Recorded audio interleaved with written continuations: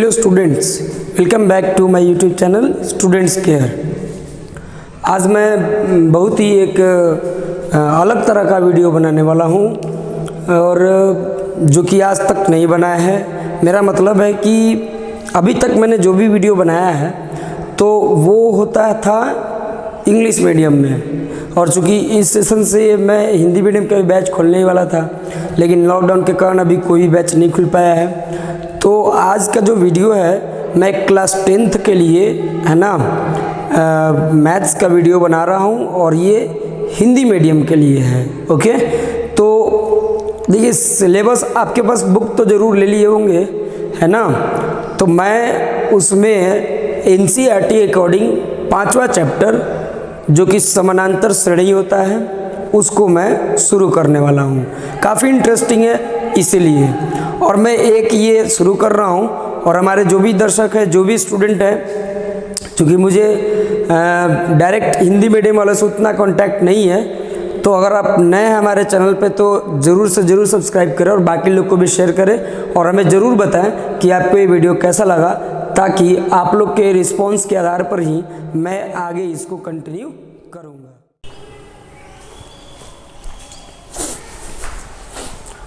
तो चलिए स्टूडेंट शुरू करते हैं समानांतर श्रेणी। ठीक है, देखिए स्टूडेंट्स, इसमें सबसे पहले हम लोग समझेंगे कि समानांतर श्रेणी क्या होता है। लेकिन ये समानांतर श्रेणी को समझने से पहले कुछ चीज़ें हैं है ना, वो समझना बेहद ज़रूरी है। ठीक है, उसको हम लोग इस नाम से जानते हैं कि देखिए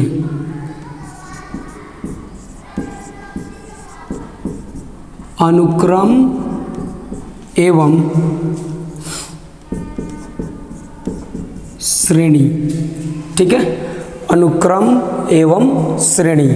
पहले हम लोग समझेंगे अनुक्रम एवं श्रेणी क्या होता है, और इसी के अंदर जो चीज़ें छिपी हैं उनमें से निकल के आएगा कि समानांतर श्रेणी क्या होता है।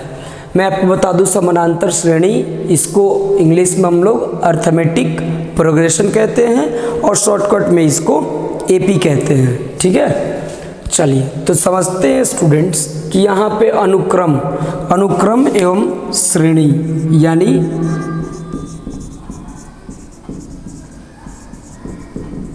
Sequence and series. ओके, इसको इंग्लिश में हम लोग सीक्वेंस एंड सीरीज के नाम से जानते हैं।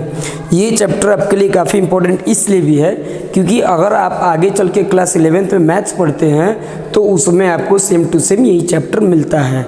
मतलब AP अलग मिलेगा, इसका एक और भाई कह लीजिए GP होता है वो मिलेगा। ठीक है, लेकिन हम लोग अभी बात करेंगे किस पे स्टूडेंट्स, अभी बात करेंगे पहले इसको हमें मेन समझना है, और इसको समझने के लिए मुझे पहले अनुक्रम एवं श्रेणी क्या होता है ये समझाना पड़ेगा। ठीक है, आप सोच रहे होंगे कि इसमें डिफरेंस है, बस ये देखिए है डिफरेंस है, दोनों में डिफरेंस होता है। ठीक है ना, आइए पहले समझते हैं कि ये क्या होता है। देखिए सीक्वेंस यानी अनुक्रम मतलब कुछ भी एक मतलब आप अपने मन में कुछ नंबर सोच लीजिए, अनुक्रम है ना, नियम फॉलो कर रहा है कि नहीं कर रहा है इट्स डजेंट मैटर। आप 10 नंबर सोच लो, कॉमा लिखते जाओ उसके बीच में। ठीक है, वो एक अनुक्रम हो गया।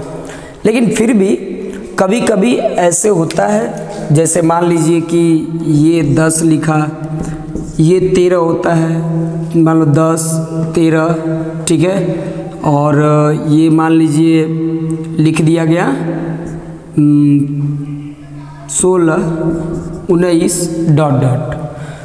तो कुछ नंबर सोच रहे हैं, लेकिन इसको लिखने में हम एक नियम को भी सोच रहे हैं है ना, एक खास नियम को सोच रहे हैं है ना। जैसे मैंने क्या किया है कि हर एक में कितना जोड़ दिया है, 3 जोड़ दिया है, ये भी 3 जोड़ दिया है, ये भी 3 जोड़ दिया है।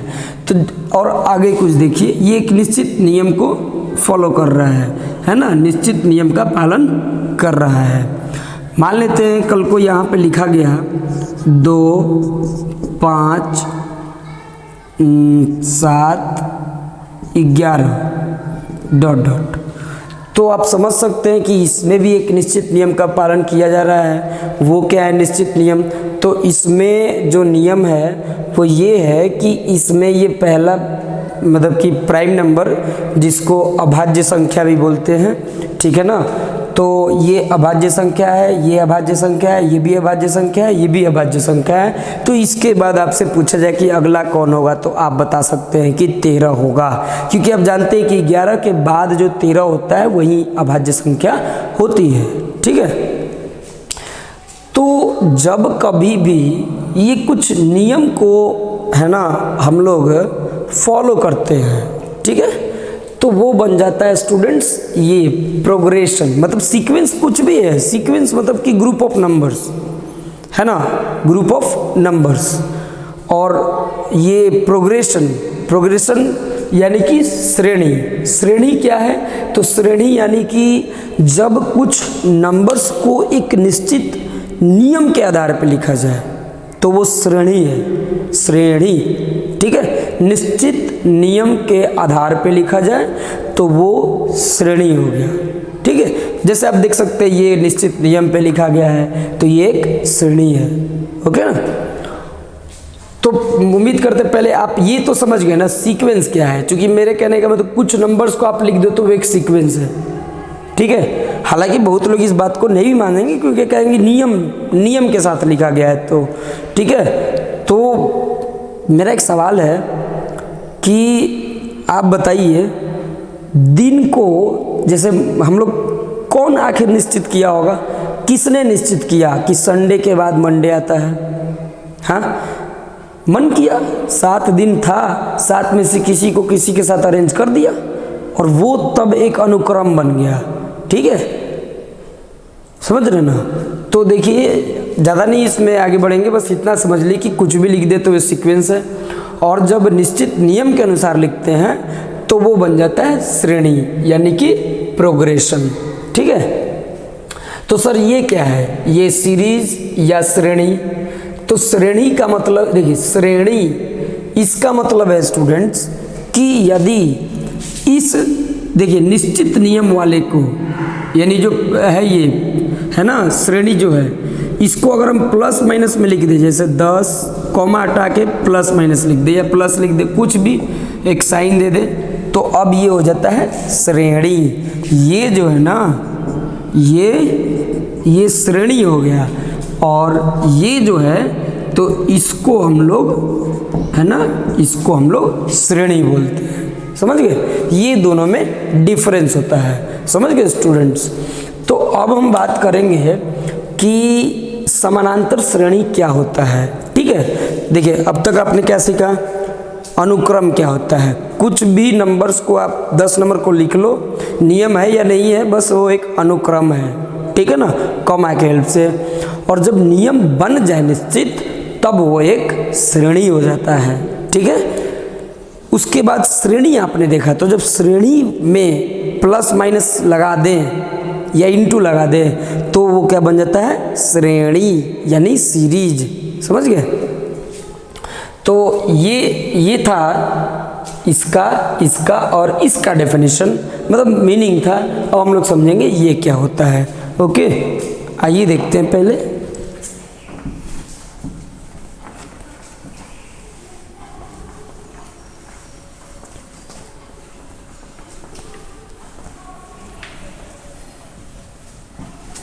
चलिए देखिए, तो स्टूडेंट्स अगर हम लोग बात करते हैं इसकी श्रेणी, है ना,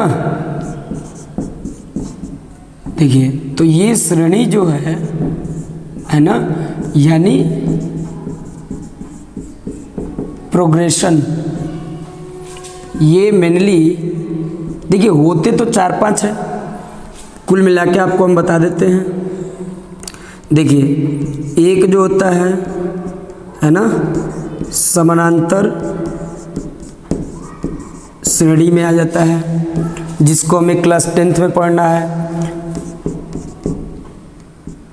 और एक गुणोत्तर है ना श्रेणी आता है। ये आपको अभी नहीं पढ़ना है, चिंता मत करिएगा। और एक होता है हरात्मक श्रेणी, ठीक है। और भी कुछ टाइप्स होते हैं, जैसे है ना, ये समानांतर गुणोत्तर श्रेणी, दोनों का मिला करके होता है, ठीक है, जिसको इंग्लिश में अर्थमेटिको ज्योमेट्रिको प्रोग्रेशन कहते हैं। बट आप क्लास 10th में, इसलिए उतना बियॉन्ड अभी जाने की ज़रूरत नहीं है। और उसके बाद आता है तो हम लोग मिसलेनियस बोल देते हैं। इसको इंग्लिश में क्या बोलते हैं आप देख सकते हैं, एपी बोलते हैं, आई मीन अर्थमेटिक प्रोग्रेशन। ये नया चीज़ आपको मिला है ना, गुणोत्तर श्रेणी, यानी कि इसको हम लोग जियोमेट्रिक प्रोग्रेशन बोलते हैं, और शॉर्ट में इसको हम लोग जीपी कहते हैं। और ये होता है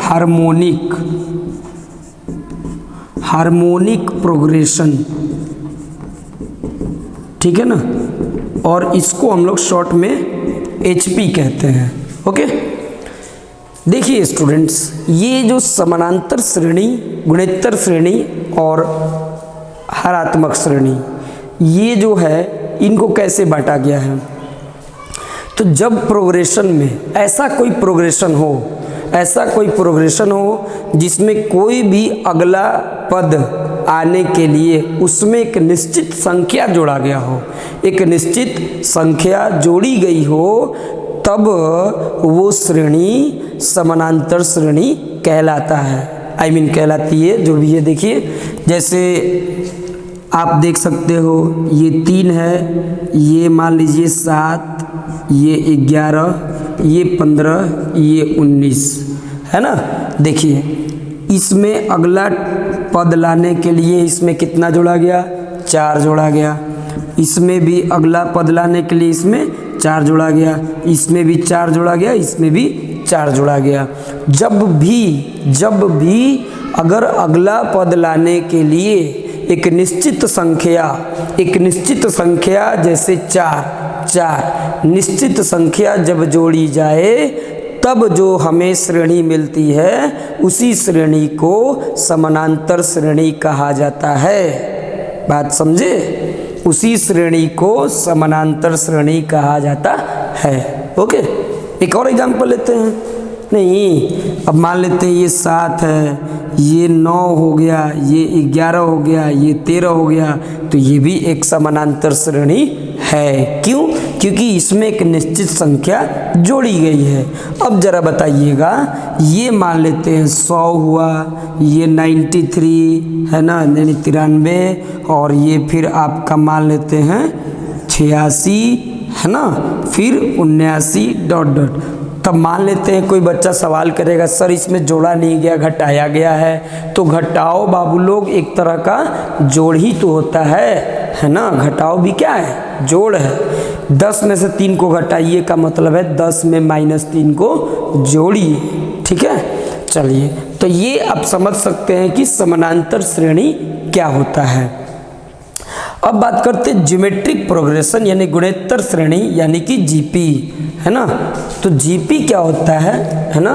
तो जीपी बच्चों देखिए, जब बस एक काम करना है, इसमें चीज़ें जोड़ी गई हैं यानी एक निश्चित संख्या जोड़ा गया है, तो जीपी में एक निश्चित संख्या से गुणा किया जाता है। जैसे आप देखिए, ये 2 हुआ है ना, और ये 6, ये 18, ये 54 है ना। ये मान लीजिए, देखिए 2 में 3 से इंटू हुआ 6 आया, 6 में 3 से इंटू किया, इंटू मतलब गुना किया तो 18 आया, 18 में 3 से किया तो 54 आया। अब की बार चाहिए तो 3 से गुना कर दो, यानी हर अगला पद लाने के लिए आपको एक निश्चित संख्या से गुना करना पड़ता है ना। तो ये आपका कहलाता है गुणोत्तर श्रेणी। ओके, तो कहने का मतलब है, एक और एग्जाम्पल इस पे ले लेते हैं। नहीं, ये हो गया 1, ये 3, ये 9, ये 27, ये 81। देख सकते हैं आप, 1 में 3 से गुना किया, 3 में 3 से किया तो 9 आया, 9 में 3 से किया तो 27 आया, 27 में 3 से किया तो 81 आया, है ना। तो इन दोनों में क्या चीज़ें हैं बाबू लोग कि देखिए, इसमें आप देख सकते हैं कि जब समानांतर श्रेणी है तो किसी भी दो क्रमागत पदों का अंतर हमेशा नियत है, कांस्टेंट है, अचर है। आप देख सकते हैं 7 में से 3 गया 4, 11 में से 7 गया 4, 15 में से 11 गया 4, 19 में से 15 गया 4। किसी भी दो क्रमागत, यहाँ पे ध्यान देने वाली बात है, किसी भी दो क्रमागत, मैं ये नहीं कर रहा हूँ कि किसी भी दो क्रमागत माने क्रम यानी लगातार जो दो है ना, उनका जो अंतर है यानी डिफरेंस जो है वो हमेशा एक अचर है, तो उसी को हम लोग समानांतर श्रेणी कहते हैं। ठीक है, आप इसमें भी देख सकते हैं 9 में से 7 गया 2, 11 में से 9 गया 2, 13 में से 11 गया 2। यहाँ देख सकते हैं 93 में से 100 गया -7, 86 में से 93 गया -7, और ये इसमें से तो -7 है ना। तो ये समानांतर श्रेणी की पहचान है कि किसी भी दो क्रमागत पदों का अंतर अचर हो जिस भी श्रेणी में, उसी को हम लोग समानांतर श्रेणी कहते हैं। Okay, same to same GP में आइए, इसमें अंतर के बजाय अनुपात होता है कि वो श्रेणी जिसमें किसी भी दो क्रमागत पदों का अनुपात, किसी भी दो कंजिक्यूटिव टर्म्स का रेशियो, बात करें अगर इंग्लिश में तो है ना, किसी भी दो क्रमागत पदों का अनुपात, जैसे 6/2 3 हुआ, 18/6 3 हुआ, 54/18 3 हुआ, इधर देखिए 3/1 3 हुआ, 9/3 3 हुआ, 27/9 3 हुआ, 81/27 3 हुआ। तो ये मेन अंतर है, मुख्य जो अंतर है ना वो यही है कि समानांतर श्रेणी में किसी दो क्रमागत पदों का अंतर समान होता है, अचर होता है, जबकि गुणोत्तर श्रेणी में किसी भी दो क्रमागत पदों का अनुपात समान होता है। बात समझ में आई? तो ये मेन दो चीज़, ये जो चीज़ है ये हालांकि हमें आगे पढ़ना है 11th में, बट मैं आपको समझा दिया कि श्रेणी एक्चुअली कितने टाइप के होते हैं मेनली, और उनमें हमको क्या पढ़ना है। यानी आप समझ चुके हैं कि समानांतर श्रेणी से पहले की बातें क्या हैं और इसका जन्म कैसे हुआ। ठीक है, फिर ये इसमें देख ही सकते हैं। तो अब मन में सवाल आ रहा होगा कि तब हरात्मक श्रेणी क्या है, यानी हार्मोनिक प्रोग्रेशन क्या है।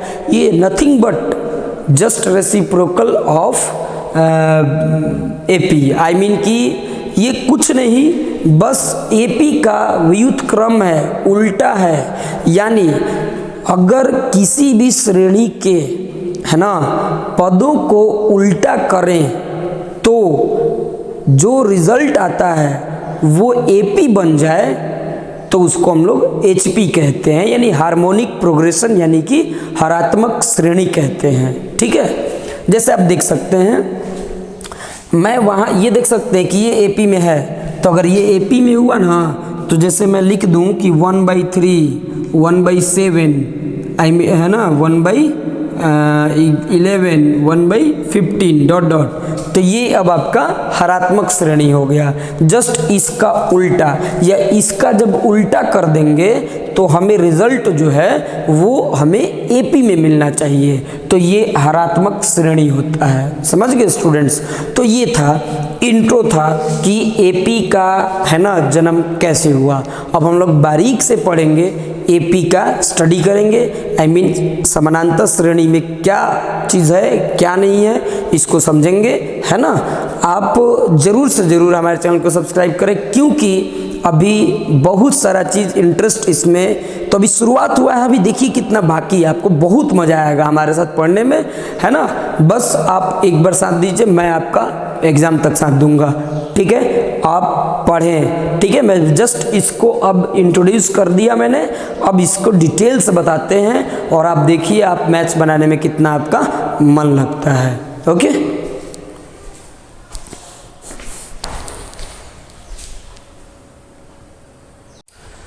हाँ, तो चलिए अब बात करेंगे कि इसको डिटेल में बात करेंगे कि समानांतर श्रेणी है ना। एक्चुअली में इस पे क्वेश्चंस कैसे मिलते हैं, ये कितना मज़ेदार है ना। देखिए सबसे पहले बात करेंगे इसके जनरल फॉर्म के बारे में, है ना, यानी एपी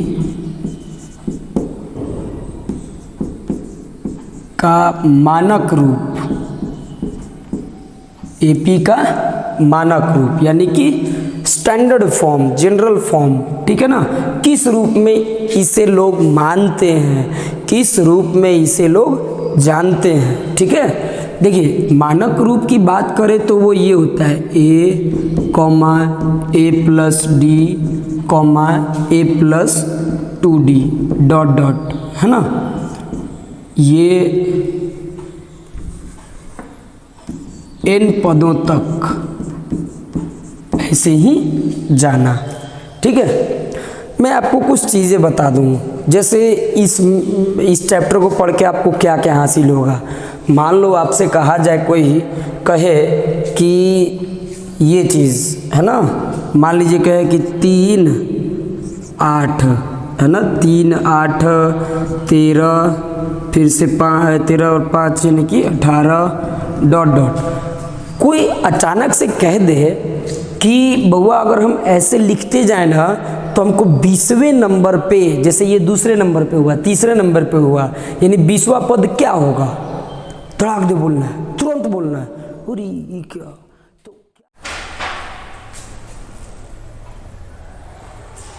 तो देखिए अगर मान लेते हैं अगर आपसे पूछे कि अब इसका 20वां टर्म बताइए, है ना, तो यदि अगर आपको एपी का कॉन्सेप्ट मालूम रहेगा तो आप तुरंत बता देंगे। लेकिन अगर नहीं मालूम रहेगा तो आप सोचेंगे कि रुक जाओ पहले मैं 18 में 5 जोड़ दूं, फिर ऐसे ही जोड़ते जोड़ते 20 बार तक पहले पहुंचने दो, है कि नहीं। जैसे मान कर चलिए पुराने ज़माने में, अगर जब मोबाइल नहीं था तब की बात करते हैं, इतना टेक्नोलॉजी नहीं था, तो अगर कोई कहीं जाता था तो कितनी दिक्कतें होती होंगी। आज यदि अपने घर वाले अगर कभी बिना मोबाइल के चले जाएं कहीं 3-4 घंटे के लिए किसी यात्रा पे, तो सोचिए कितनी परेशानी होती है ना। लेकिन उस ज़माने में तब कितनी होती होगी, जब 3-4 दिन क्या 3-4 महीने के लिए लोग बाहर होते थे और मोबाइल था नहीं, है ना, तो बड़ा मुश्किल होता होगा। सेम टू सेम यहाँ ऐसा कंडीशन है। लेकिन अब मोबाइल हो चुका है, बहुत आसान है, लोग कहीं भी हो आदमी उससे बात करके थोड़ा संतुष्ट हो जाता है, चले सब कुछ ठीक है। सेम उसी तरीके से यहाँ आविष्कार होगा फॉर्मूला का, ठीक है, कि हमको अगर ऐसे ही कोई भी टर्म निकालना हो तो क्या करेंगे, समझ गए। तो चलिए इसके बारे में आइए जानते हैं डिटेल से। अगर ईमानदारी से कहूँ तो एपी को जानने के लिए आपको महज 3 और 4 चीज़ को जानना होगा, कुछ ज़्यादा नहीं। एक बार बस ए क्या होता है समझ लीजिए, फिर डी क्या होता है, फिर एन क्या होता है, ये 3 चीज़ें हो गई, ठीक है ना। एन इसको हम लोग टीएन भी कहते हैं, ठीक है ना। फिर एन क्या होता है और फिर एसएन क्या होता है। इन 5 चीज़ों पर ही ये आपका एपी। मैं एक बात बोल दूँ, समानांतर श्रेणी को मैं अक्सर एपी बोल दूंगा, क्योंकि समानांतर श्रेणी जितना कॉमन नहीं है उतना कॉमन एपी है, समझ गए। तो आपको ये बात अंडरस्टैंड करनी होगी। तो अगर इन चीज़ों को आप समझ गए ना तो आपको एपी समझने से कोई नहीं रोक सकता है। बहुत इंटरेस्टिंग है, ठीक है। चलिए आते हैं इसका फॉर्मूला कैसे बनता है, इस बात को ज़रा ध्यान से देखा जाए, ठीक है। देखिए ये एक सामान्य रूप होता है ना, इसको सामान्य रूप भी कहते हैं। यहाँ ए जो होता है ना, तो ए प्रथम पद होता है, ए बराबर हम लोग क्या कहते हैं, प्रथम पद, ठीक है। और डी को हम लोग सर्वांतर कहते हैं, समझ गए। ये जो है ये सर्वांतर है, सर्व अंतर, सब में समान अंतर है, ठीक है ना। तो ये सर्वांतर होता है। इसको अंग्रेजी में हम लोग कॉमन डिफरेंस भी बोलते हैं, कॉमन डिफरेंस, है ना। ये हमारा कॉमन डिफरेंस, समझ गए। और बाकी जगह तो हमें अभी यही चीज़ें मिल रही हैं, ठीक है। इसलिए मैं आपको बता दूं ए मतलब प्रथम पद और डी का मतलब सर्वांतर होता है, ठीक है। चलिए अब बात कर देंगे स्टूडेंट्स फॉर्मूला हम लोग कैसे निकालेंगे। ध्यान दीजिएगा जरा कि इसमें जो पहला पद है ना, इसका नाम दे दिया गया ऐसे A1, 1 मतलब पहला पद, ठीक है। और ये कितना है, ये A है, और इस A को आप क्या लिख सकते हैं, A+0 लिख सकते हैं। और इस को हम लोग क्या लिख सकते हैं, तो A+0 को देखिए 1 लिख सकते हैं ना, 1 - 1 लिख सकते हैं। जब 0 हो गया तो हम किसी भी चीज़ से इनटू कर सकते हैं, ठीक है। अभी बस देखते जाइए। फिर दूसरे नंबर पे क्या आता है, तो दूसरे नंबर पे आता है स्टूडेंट्स A+D, तो हमने यहाँ पे लिख दिया A+D, समझ गए।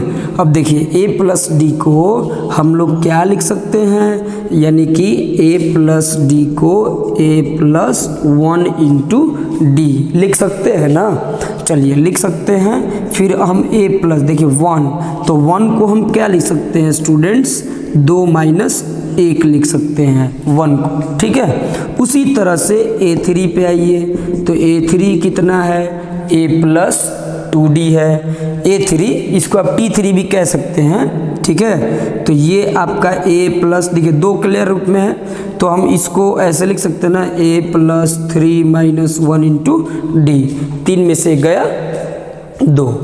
तो अगर हम ऐसे ही आगे बढ़ते गए है ना, ऐसे ही आगे बढ़ते गए तो हमें एक जगह पे ये चीज़ मिलेगा। हमें कोई भी एक टर्म चाहिए, क्योंकि ये तो 3 हुआ 2 हुआ, हमें कोई nth टर्म चाहिए। nth टर्म जैसे 15वां टर्म, 20वां टर्म, 25वां टर्म, 100वां टर्म, कोई भी टर्म चाहिए, ठीक है। तो वो चाहने के लिए आपको एक चीज़ फॉलो करना होगा। देखिए ज़रा यहाँ पे जो हमको फॉलो करिएगा, ये 1 है तो 1 - 1 हो गया, ये 2 है तो 2 - 1 हो गया, ये 3 है तो ये 3 - 1 हो गया। बाकी ए अपने जगह पे है, ए डी है ना। तो सेम टू सेम अगर यहाँ पे n होगा तो मैं इसे A+n - 1 × D लिख सकता हूँ कि नहीं, ऑफ कोर्स लिख सकता हूँ, है ना। अगर मान लो यहाँ n का यहाँ पे 10 हो गया तो 10 में से गया 9, यानी A10 = A+9D, A10 = A+9D। बात समझ में आई, है ना। तो ये प्यारे बच्चों एक फॉर्मूला निकल के आया, ठीक है ना। ये होता है AP का nth टर्म, ओके। कोई भी ये सामान्य टर्म हो गया, जनरल टर्म इसको कहते हैं, ठीक है ना। सामान्य पद होता है और इसका जो फॉर्मूला होता है ये आपके आंखों के सामने यहाँ पे है, ठीक है ना। n = A+n - 1 × D होता है, समझ गए। चलिए अब बड़ा ही इस पे है ना एक स्पेशल बात करेंगे, है ना, कि इसका फ़ायदा क्या होगा। देखिएगा ज़रा ध्यान से, कुछ और भी चीज़ें हैं, है ना, फॉर्मूला जो निकल के आएगा इससे, वो देख लेते हैं हम लोग। अगर हम इस पे गौर करें तो देखिएगा ध्यान से ज़रा,